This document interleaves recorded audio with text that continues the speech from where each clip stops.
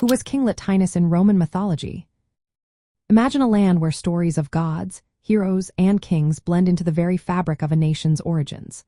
One such figure stands out in Roman mythology as a symbol of the ancient roots of Italy.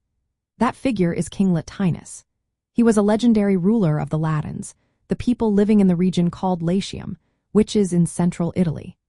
His story is closely tied to the founding myths of Rome and is especially famous from the epic poem, the Aeneid, written by the poet Virgil. Latinus is known as a semi-divine figure because he was believed to be the son of the god Faunus and a nymph named Marica. This made him part divine and part mortal, which was common for many legendary kings in ancient stories. Latinus was considered the ancestor of the Latin people, the original inhabitants of the area.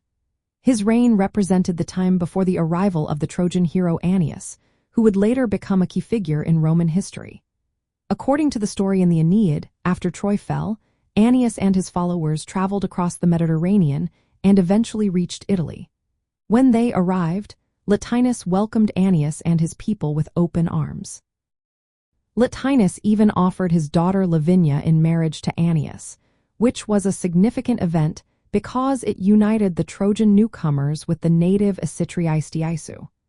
This marriage symbolized the merging of two peoples that would eventually lead to the founding of Rome. Latinus was portrayed as a wise and peaceful king, but he was not able to control all the conflicts around him. His wife, Queen Amata, was often depicted as passionate and sometimes impulsive. One of the main conflicts involved Turnus, a local prince and rival suitor for Lavinia. Turnus opposed Aeneas's claim to marry Lavinia, which led to a war.